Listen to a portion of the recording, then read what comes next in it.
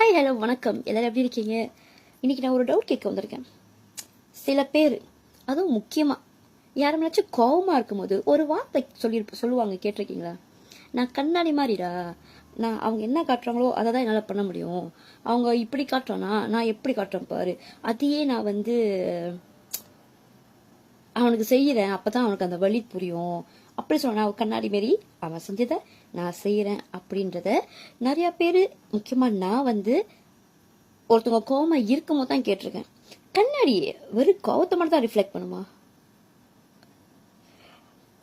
ஒருத்தவங்க பண்ண நல்லதோ, அவங்க காட்டுற லவ்வோ, அந்த விஷயத்தெல்லாம் ஏன் அவங்க அந்த மாதிரி லவ் காட்டுறாங்க, நானும் அதே லெவலுக்கு லவ் காட்டணும்.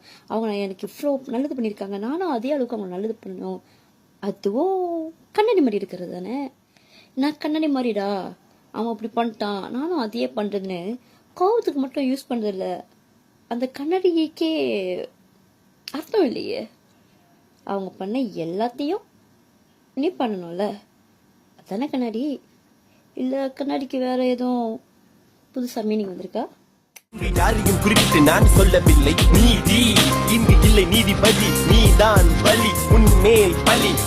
அது வேற ஒன்றும் இல்லை சதி, உன் தள்ள விதி வெல்லும் பார்மதி.